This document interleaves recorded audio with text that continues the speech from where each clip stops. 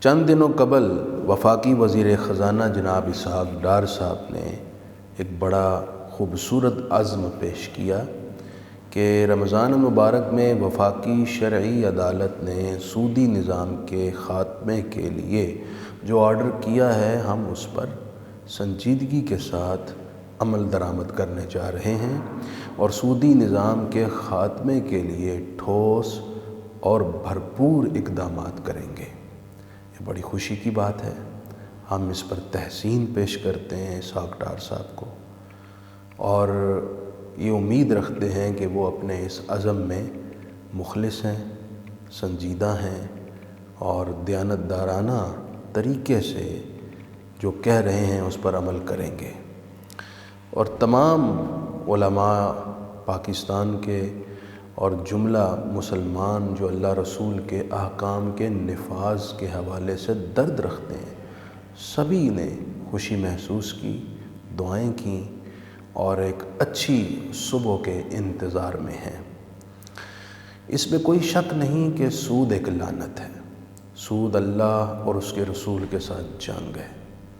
فَأْذَنُوا بِحَرْبٍ مِّنَ اللَّهِ وَرَسُولِهِ سورہ بقرہ میں فرمان ہے کہ سود اللہ اور اس کے رسول کے ساتھ جنگ کے مترادف ہے، اور ظاہر بات ہے کوئی قوم اللہ رسول کے ساتھ لڑائی لے کر سروائیو نہیں کر سکتی۔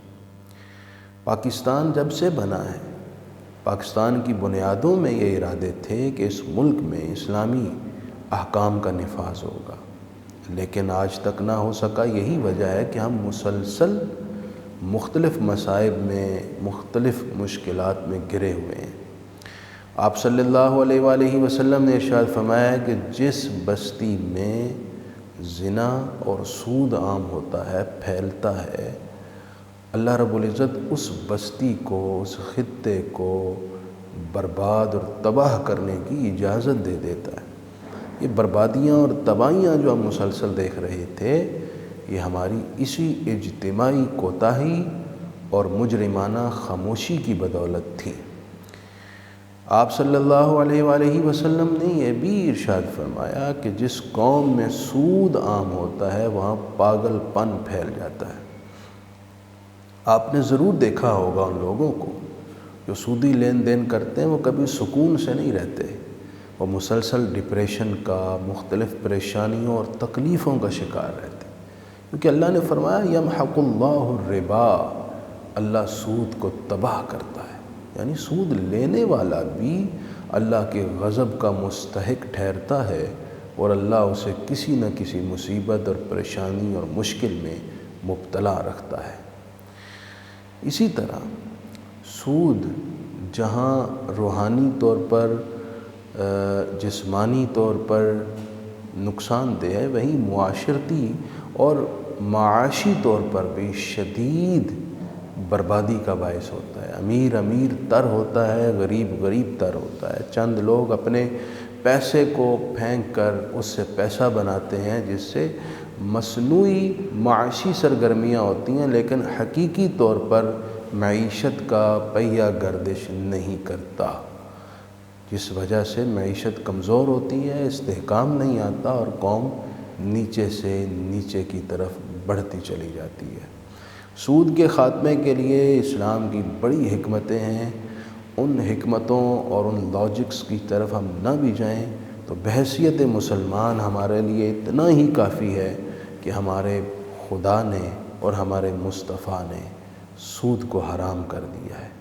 نہ ہم اس طرف گئے ہیں اور نہ ہم نے اس طرف جانا ہے، اور جو بھائی سود کی لت میں پڑے ہیں ان سے درخواست وقت ہے توبہ کریں، اس سودی نظام سے اپنے آپ کو باہر نکالیں۔